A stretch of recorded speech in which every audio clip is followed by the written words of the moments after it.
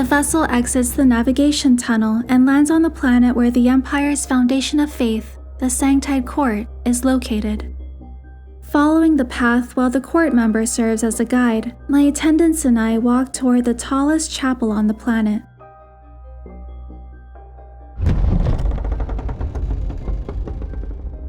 Your Majesty, please sit on the Sanctus bench. It's located on the right side of the building. Stained glass windows reflect golden morning light and cast magnificent colors across the area. Faint murmurs drift around the room.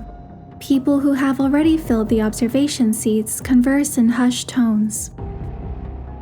Following their gazes and conversations, I also look toward the gallows in the center of the chapel. Bound to it is the previous monarch of the Cosmic Empire, Lysander. He's nothing more than a criminal now, a sinner. The sound of footsteps echoes against the stone floor, and the conversations around us immediately cease as the members of the Sanctide Court rise in unison. It's him. Rafayel is here. Your quintessence.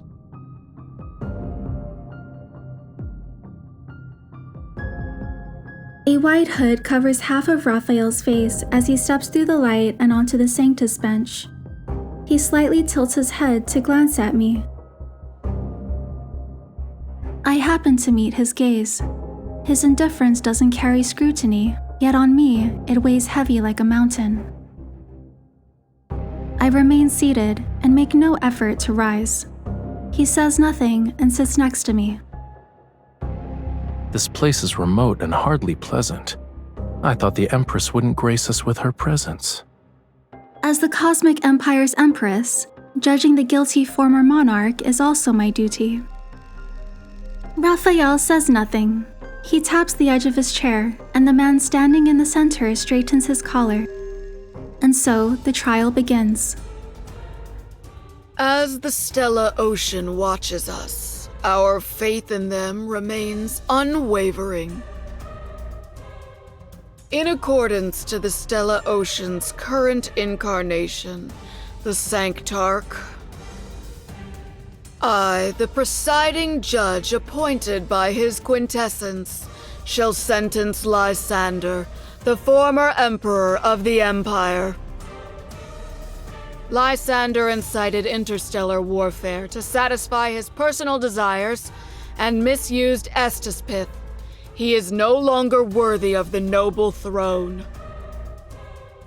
Therefore, Lysander shall be exiled to a black hole, and no one will be sent to retrieve him. Representatives of the Empire, do you agree with this judgment?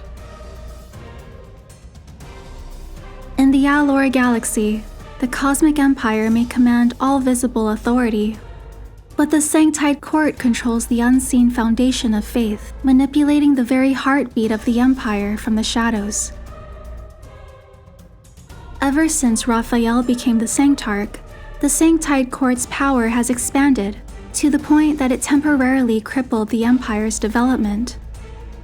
Even though my reign as Empress hasn't been legitimized yet, facing the former Emperor's execution, I'm nothing more than a bystander.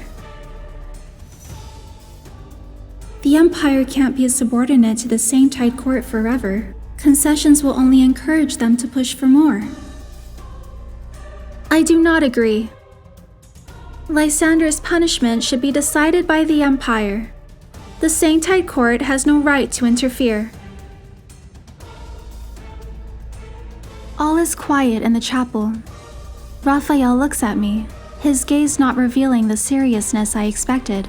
Rather, there's a hint of intrigue. The Sanctide Court members immediately rise and surround me and my attendants. But Rafayel raises his hand. He's signaling them to stand down. Since Her Majesty wishes to personally judge Lysander, I can make concessions. However, as the Sanctarch, I need to act on behalf of the Sanctide Court's interests if the Empress decides to take Lysander away. Understanding Rafayel's warning, I remain resolved in making my choice.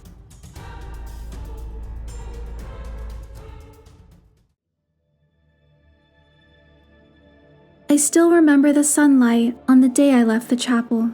Resisting the sainthood court was easier than I imagined, but making the choice wasn't difficult. The real challenge lay in the consequences. I used all of my resources in an effort to find the sainthood court's weaknesses, or rather, Rafayel's weaknesses. I set my sights on Rafayel's home planet, Muria. That's where Astaspith, the most important resource in the Empire, was located. When I attempted to control it, the sainthood court immediately declared war against the Empire. This protracted conflict consumed nearly half of my life. Unfortunately, what I learned during that time happened while I was trapped in the depths of the chapel. Sometimes I wonder if things would have been different. Assuming the Sanctarch and I stayed in contact, maybe I would have gotten the chance to sit down and talk with him. But the wheel of history only moves forward. Even though I'm someone caught up in its momentum, I will still do my best to fulfill my duty as an Empress. Excerpt from The Empress's Journal.